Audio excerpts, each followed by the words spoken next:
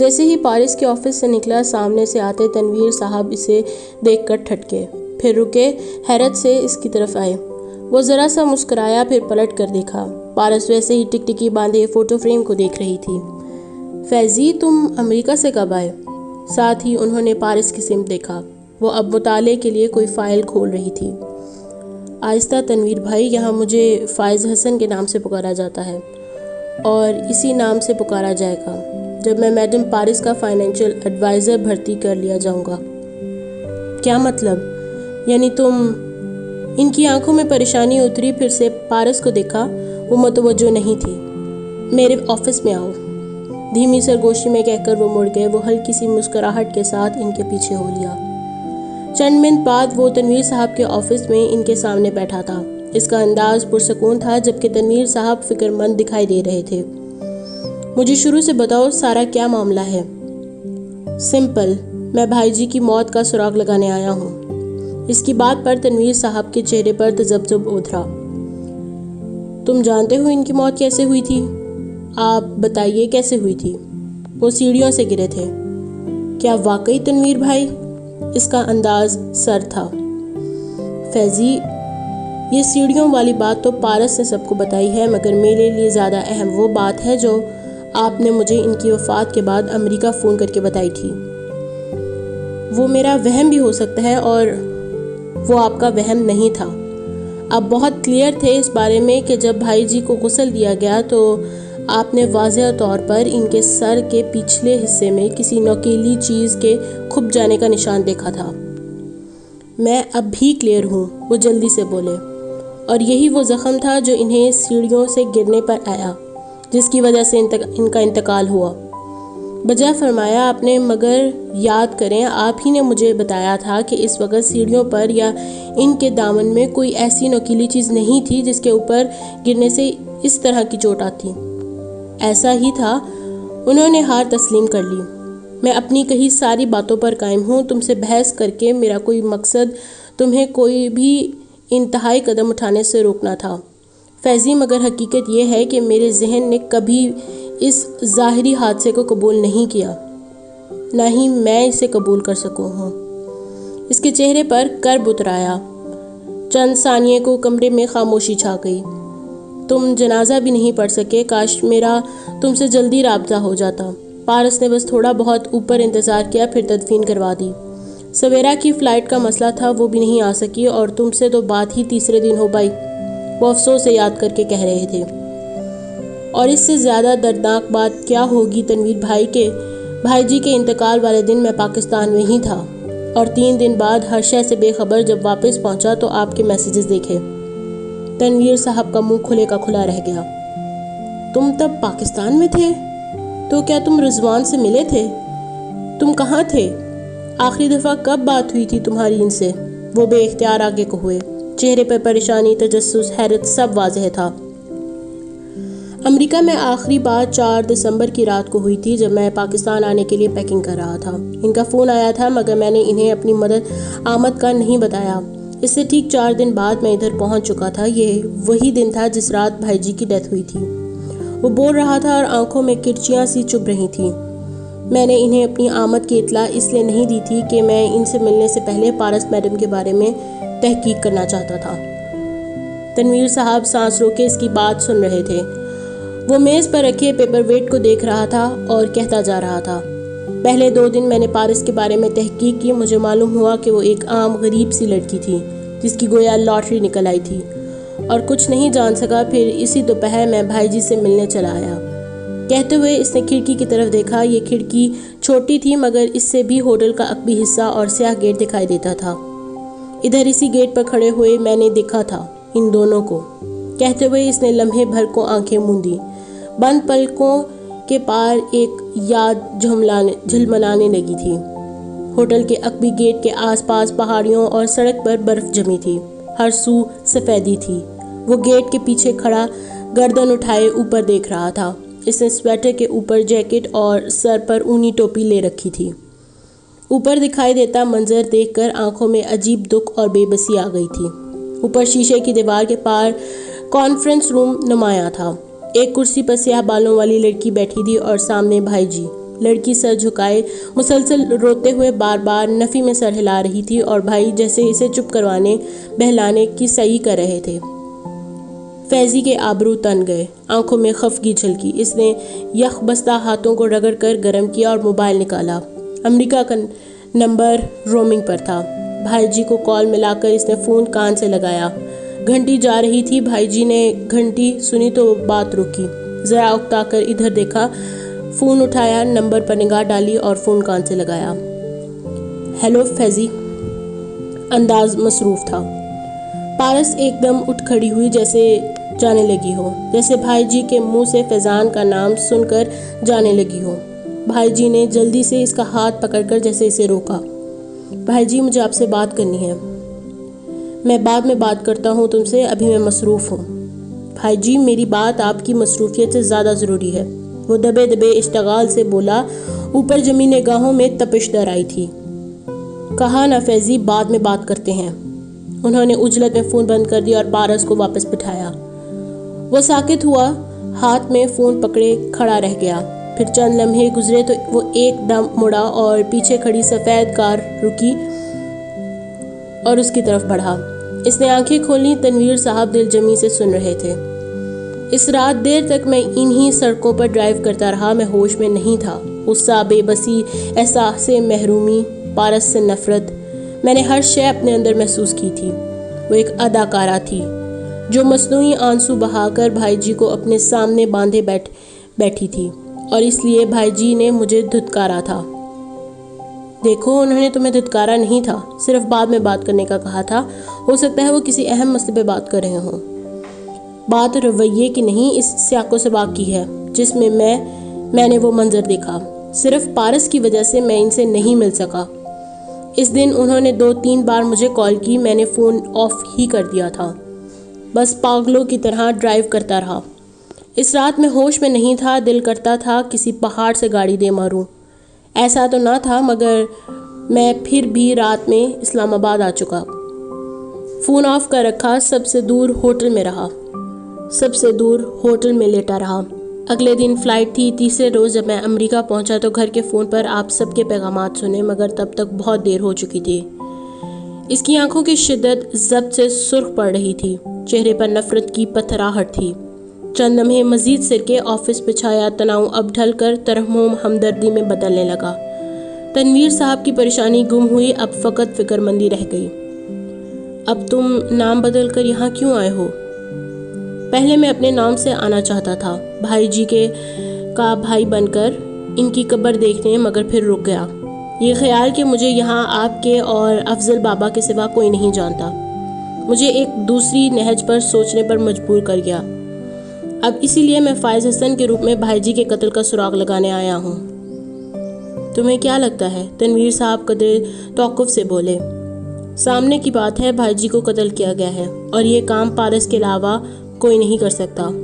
کمرے میں موت کا سناٹا چھا گیا۔ فائز، یہ بہت بڑا الزام ہے۔ وہ متذبذب تھے۔ یہ حقیقت ہے، اور ایک دن میں پارس کے خلاف تمام ثبوت اکٹھے کر کے اس کو اقرار جرم کرنے پر مجبور کر دوں گا۔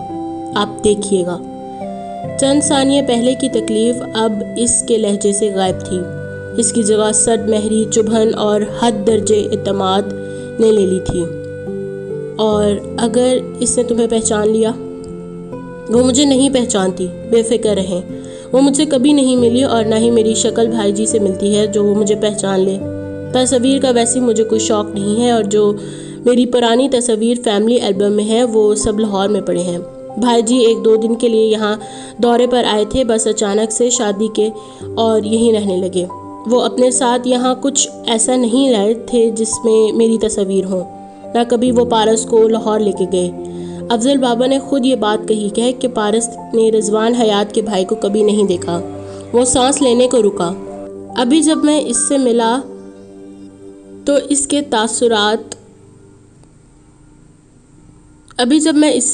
کے چہرے پر شناسائی کا کوئی اثر نہ تھا۔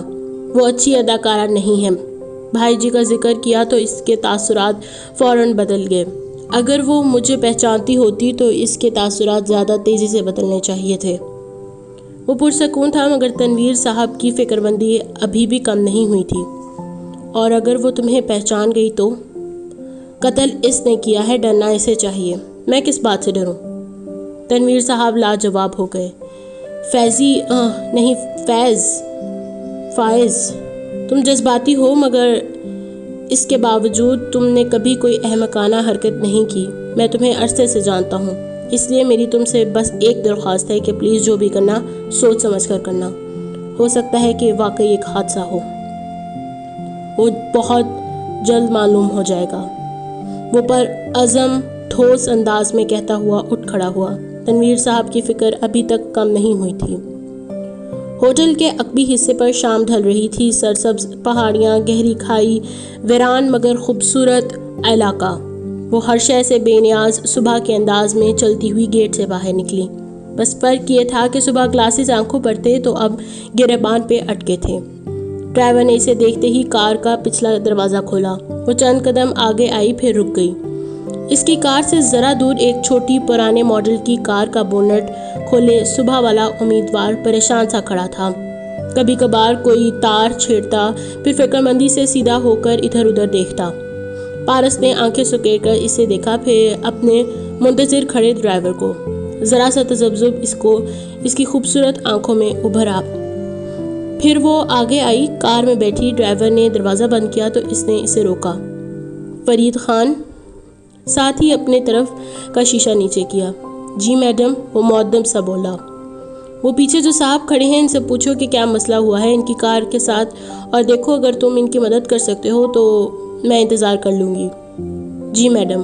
وہ فوراً فائز کی طرف گیا۔ پارس نے گردن نہیں موڑی، محض ڈرائیونگ سیٹ کے ڈور پر لگے بیک ویو مرر میں دیکھا۔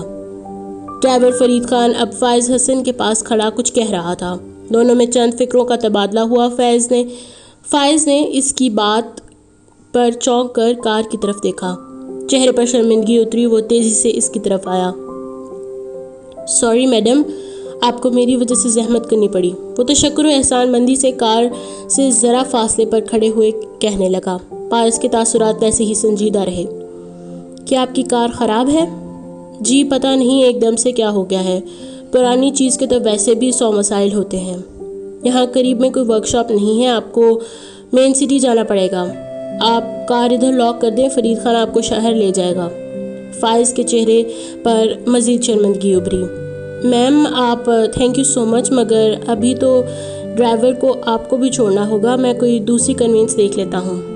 یہاں آپ کو پبلک ٹرانسپورٹ نہیں ملے گی، آپ چاہیں تو ہمارے ساتھ آ جائیں، مجھے گھر ڈراپ کر کے فرید خان آپ کو لے جائے گا۔ اس کا انداز بے تاثر تھا، جیسے یہ آفر کا آخری حصہ ہو۔ اگر اب وہ انکار کرے گا تو وہ جیسے آپ کی مرضی کہہ کر آگے بڑھ جائے گی۔ بہت شکریہ میم، میں کار لاک کر آتا ہوں۔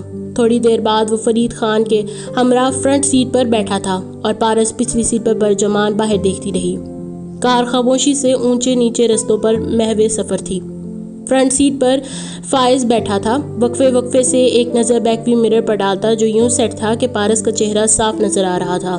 وہ رخ ذرا موڑے کھڑکی سے باہر دیکھ رہی تھی۔ ایسا لگتا تھا جیسے وہ کہیں بہت دور ہو۔ ایک سڑک پر آگے مڑ کر فرید خان نے گاڑی آہستہ کر دی۔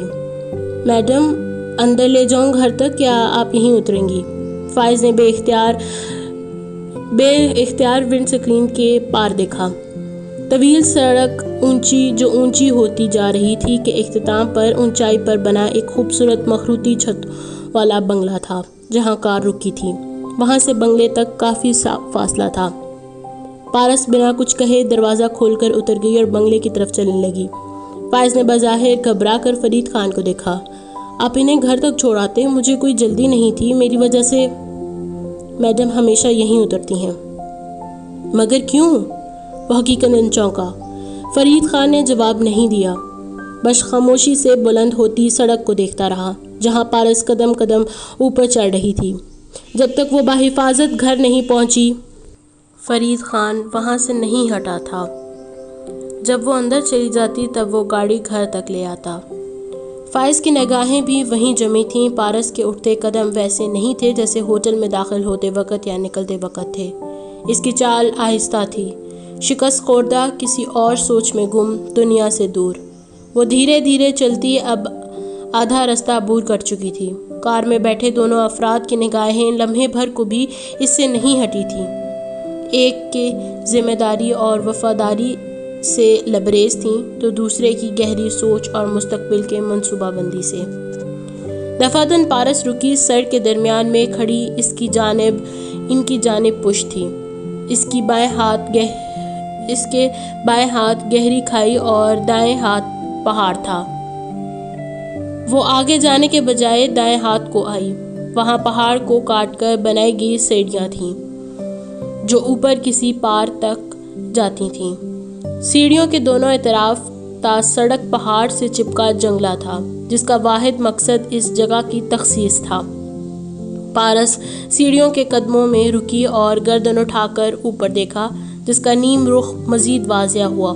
گردن اونچی کرنے سے کان سے بال پیچھے کو گرے، سلور بالی چمکی، پھر وہ مڑی اور جنگلے کو دیکھا جہاں تک جنگلہ تھا وہاں تک نگاہ دوڑائی۔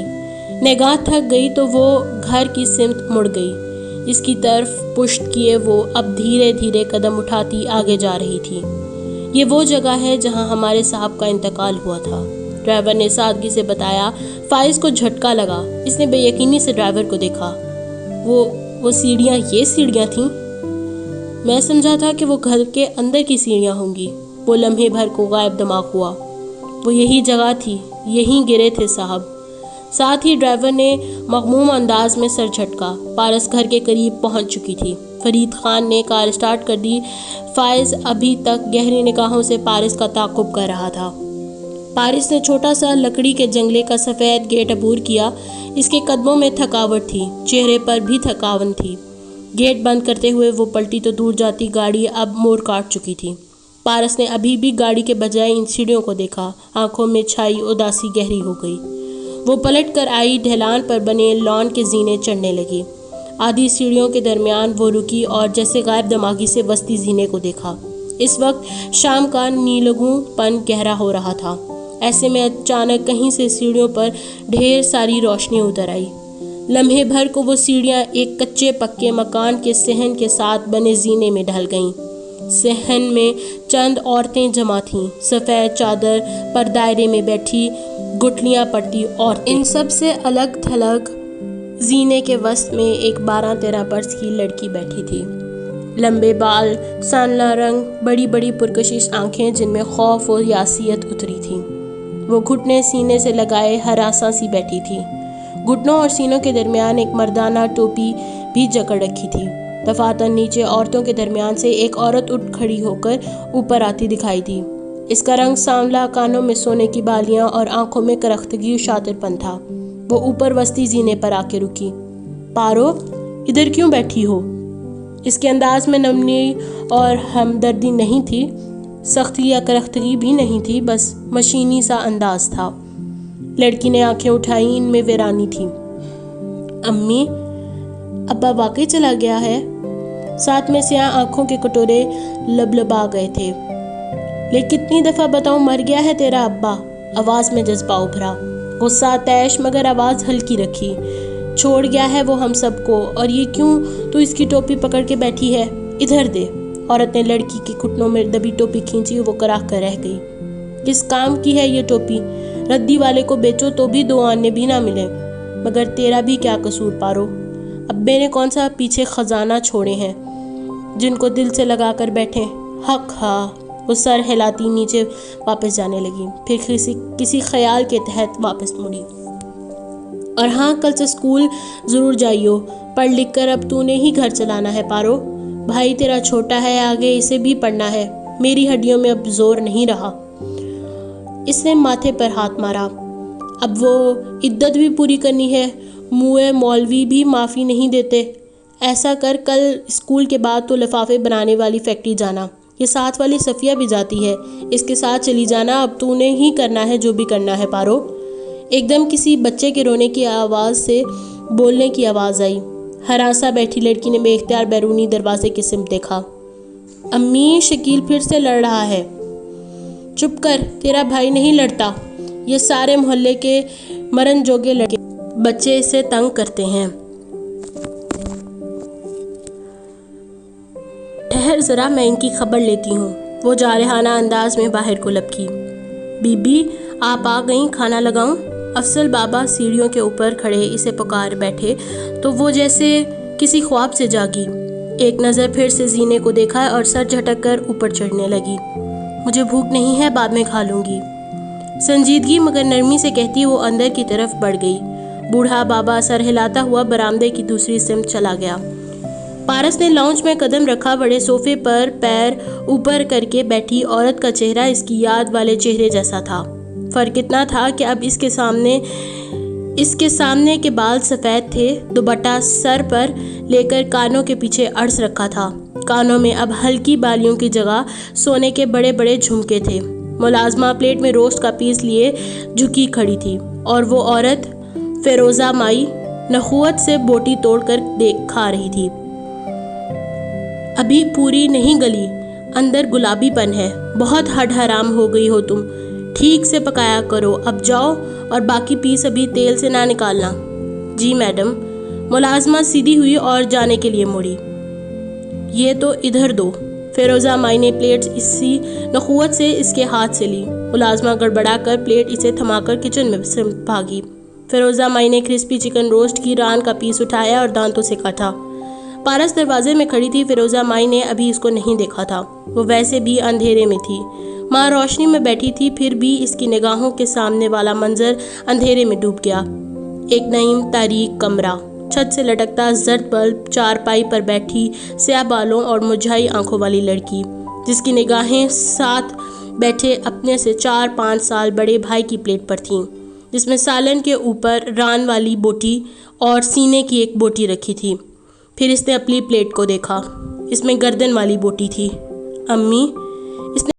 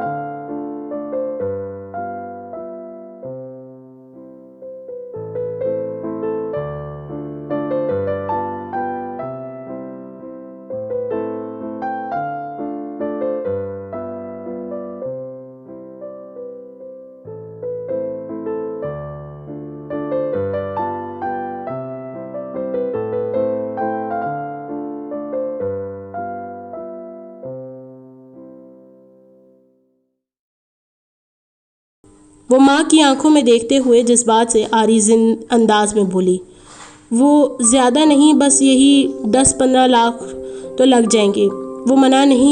وہ منع کر رہا تھا، مگر میں نے کہا آخر بہن ہے، اربوں کے ہوٹل کی مالک ہے، اس کے لیے کیا مشکل۔ وہ رکی اور امید افزا نگاہوں سے پارس کے چہرے کو دیکھا۔ پھر میں اسے بتا دوں کہ تم پیسے بھیج دو گی؟ وہ خاموش رہی، بالکل خاموش، پھر ایک دم پلٹ کر اوپر زینے پر چڑھنے لگی۔ فیروزہ نے حیرت و الجھن سے اسے اوپر جاتے دیکھا۔ وہ زینے چڑھتی بنا رکے اوپر اپنے کمرے میں جا چکی تھی۔ اندر آ کر اس نے دروازہ ذرا زور سے بند کیا تھا، پھر شال اور پرس صوفے پر ڈالے، گلاسز اتار کے سنگار میز پر رکھے اور آئینے